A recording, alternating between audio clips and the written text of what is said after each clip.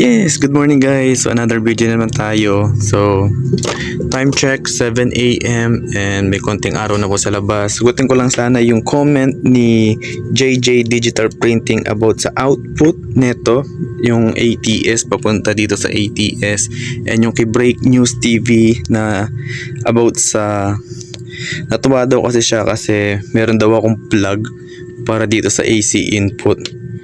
Kasi dati kasi talagang direkta siyang naka-wire pero tinanggal ko lang, then nagkakaroon ng senaryo na kailangan ko siyang ikabit para sa AC charge or i-bypass. So parang pinakamadali, ito na siya, gagawa ko na lang siya ng plug. Other option niya, kung gusto niyo mas madali, pwede nyong linyahan siya ng switch na lang, para pindutin nyo, on yung switch, bubukas na siya, mag-AC charge na siya or mag-hybrid mode na siya. Off nyo lang to para mawala yung parang normal na bulb lang din, gamitin nyo lang to doon. So ayun. And tanong pala ni Break News, ano daw yung VOC netong inverter? Ang VOC po niya nandito po, hanapin natin dito, ayun o, Max Solar VOC 150. So yung maximum voltage na kaya niya is 150 and yung minimum is 20. So kailangan po niya ng at least 20 volts para gumana.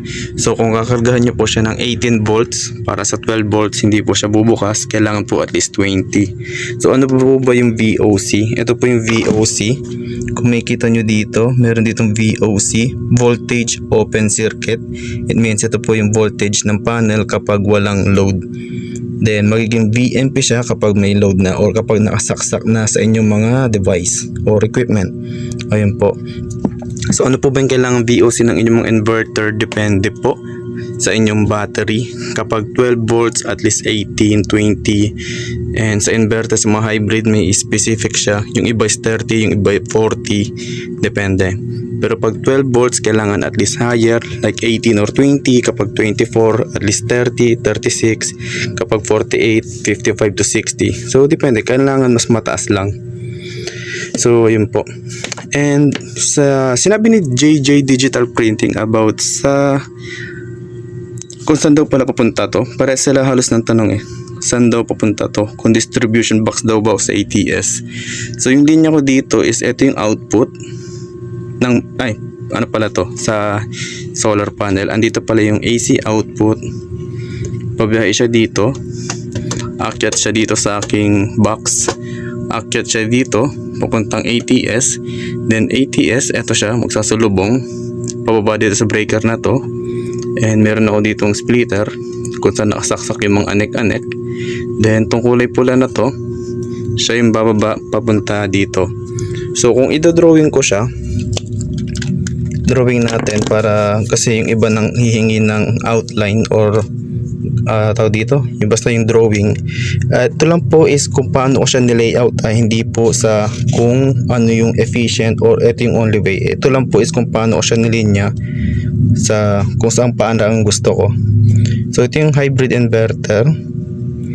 Then drawing tayo dito ng ATS. So meron tong dalawang input. So meron dito, kung may kita dito, N tsaka R. So maglalagay ako ng N at R. Ayan. Tapos meron din siyang dalawang output dito sa baba. So yung dalawang output nito, pag kukonekin nyo siya, ipaparallel nyo lang siya. So syempre line 1 sa line 1, line 2 sa line 2. Isang linya at isang kulay na lang gagamitin ko kasi ganito lang naman siya. Maging conscious na lang kayo sa kung anong line 1, line 2 nyo. So sa output ng inverter ko, yung AC output niya, ito yung nilinya ko papunta dito sa letter N, which is yung normal.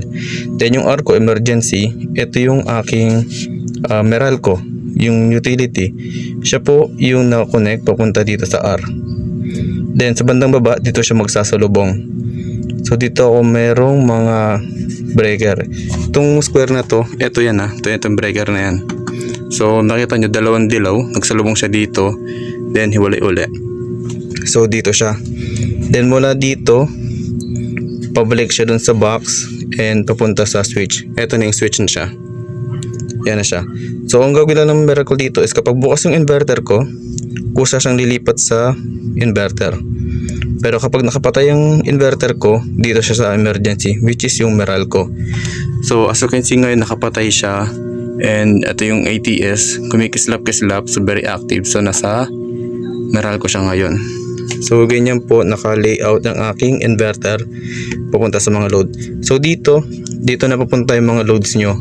Dito na papunta yung mga bulb, dito na papunta yung rice cooker, dito na papunta yung mga rep, baliktad, RF, rep, tapos mga fan. Yan, so dito na siya sa load na to. So mangyayari dito is, ito yung mga load nyo.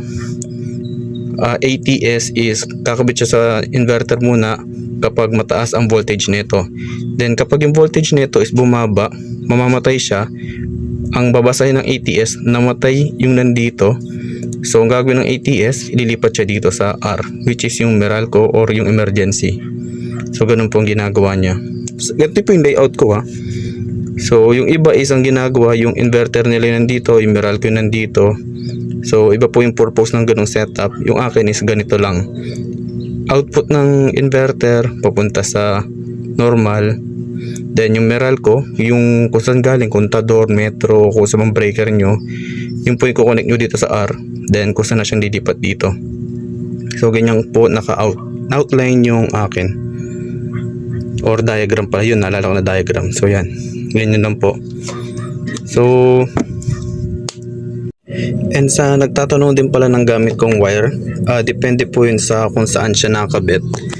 So meron ako dito mga ganitong wire, 12, ito is 18, ito is kasi ilaw lang siya, lahat mga bulbs lang ng mga 7 watts, so hindi siya abot ng 50 watts, 220, so wala pa siyang 1 amp, kaya okay lang manipis, literal na ilaw lang to.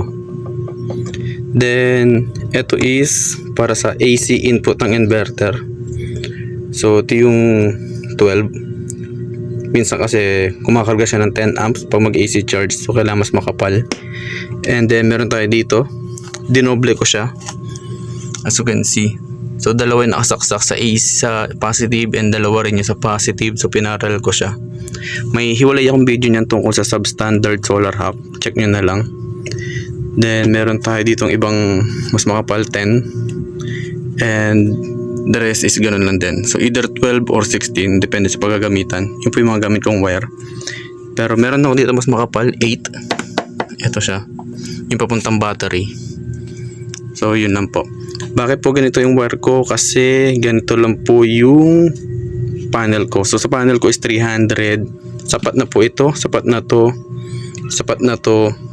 And yung loads ko dito sa inverter na to is hindi tumataas ng 200. And pag sinabi kong 200 watts, so 200 watts siya na AC, so 220 volts, so nasa 1 amps lang siya, kaya okay lang ganyan din kanipes. Hindi ko po ako nagkakarga dito ng rice cooker or ref so far sa ngayon, kaya okay lang po yung ganyan ngayon.